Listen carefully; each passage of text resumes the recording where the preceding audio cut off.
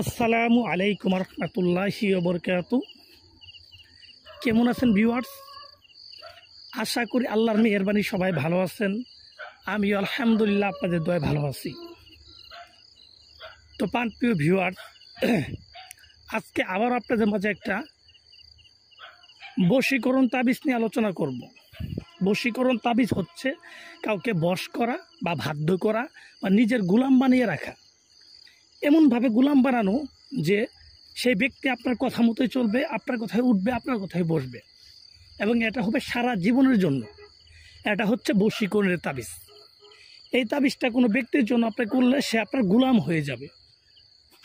আর এটা আপনি করতে পারবেন যে কোনো ছেলে অথবা মেয়ে, যে কোনো বয়সী মানুষের ক্ষেত্রে এটা করতে পারবেন। এবং দূর থেকেই শুধুমাত্র তার নামের উপরে চালান করে একজন ব্যক্তিকে দূর থেকে আপনি তাকে নিজের বশ করে রাখতে পারবেন, নিজের গোলাম করে রাখতে পারবেন। তো আজকে যে তাবিজটা আপনাদের আমি দেখাইতেছি বা শেয়ার করতেছি, এটা একটা 100% কার্যকরী একটা তাবিজ।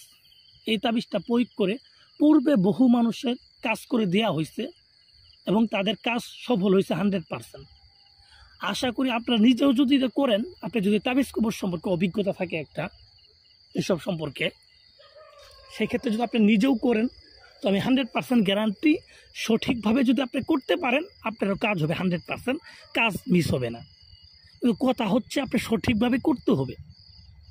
তো ভিউয়ার্স, এরকম সমস্যা যদি কেউ থাকেন যে স্বামী স্ত্রীর ভিতরে সমস্যা, বা কোনো একজন মেয়েকে আপনি পছন্দ করেন, সেই মেয়ে আপনাকে পছন্দ করে না, বা কোনো ছেলেকে আপনি পছন্দ করেন, সেই ছেলে আপনাকে পছন্দ করে না, এরকম যদি সমস্যা থাকে আপনার, তাহলে আপনি কিন্তু এই তাবিজগুলো তাদের জন্য প্রয়োগ করতে পারেন। এবং এই প্রয়োগের ফলে সেই ব্যক্তি আপনার গোলাম হয়ে যাবে, আপনার বাধ্য হয়ে যাবে। সে যদি দূরেও থাকে, তার জন্য যদি আপনি করেন, সে দূরে থেকে আপনার কাছে ছুটে আসতে বাধ্য হবে। এগুলা পরীক্ষিত, এগুলো মুখের কথা না ভাই, এগুলা বিভিন্ন মানুষের ক্ষেত্রে প্রয়োগ করা হয়েছে।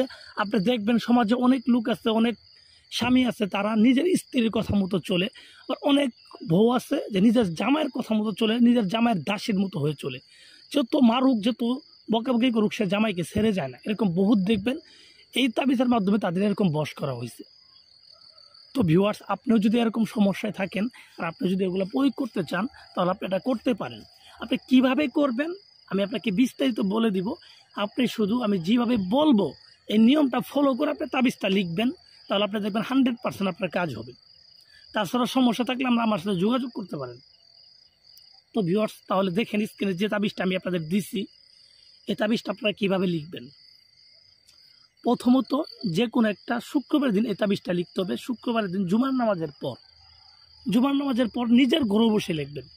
নিজের ঘরে বসেই আপনি জায় নামাজ বিছিয়ে পশ্চিম দিক মুখ করে একটা আসন সাজাবেন, সামনে মোমবাতি আগরবাতি এগুলো ধরাবেন, নিজের শরীরে সুগন্ধে আতর মেখে নেবেন, মুখের ভিতরে মধু জাতীয় বা মিষ্টি জাতীয় কোনো কিছু দিয়ে তাবিজটা লিখবেন।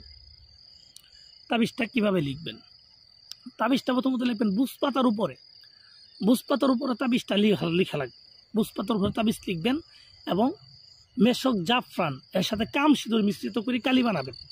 মেশক জাফরান কাম সিঁদুর মিশ্রিত করে একটা কালি বানাবেন। সেই কালি দ্বারা বুঝপাতার উপরে আপনি এইভাবে 2টা নকশা লিখবেন। আমি যেভাবে লিখছি এইভাবে আপনি 2টা নকশা লিখবেন। লিখার পর তাবিজের নিচে যাকে বশ করতে চান তার নাম, তার বাবার নাম, আপনার নাম, আপনার মায়ের নাম, এই নামগুলো সুন্দরভাবে লিখে দেবেন। 2টা তাবিজ যে আপনি লিখবেন, 2টার ভিতরে আপনি নামগুলো সুন্দরভাবে লিখে দিবেন। ঠিক আছে? লিখে দেওয়ার পর তাবিজের উপরে একটু আতর লাগাই দিবেন। আতর লাগাই দেওয়ার পর তাবিজ দুটাকে বলটায় 2টা লোহার মাদুলিতে ভরবেন। লোহার যে মাদুলি আছে সেই 2টা মাদুলিতে তাবিজ 2টা ভরবেন। ভরার পর আপনি একটা তাবিজ নিজেই কালো সুতা দিয়ে কোমরে অথবা হাতে ব্যবহার করবেন। বিশেষ করে কোমরে ব্যবহার করলে ভালো, কোমরে ব্যবহার করবেন। আরেকটা তাবিজ যে থাকবে সেটাকে আপনি যে কোনো একটা ডালিম গাছে দক্ষিণ দিকে যে ডালটা গেছে সেই ডালে কালো সুতা দিয়ে বেঁধে দিবেন।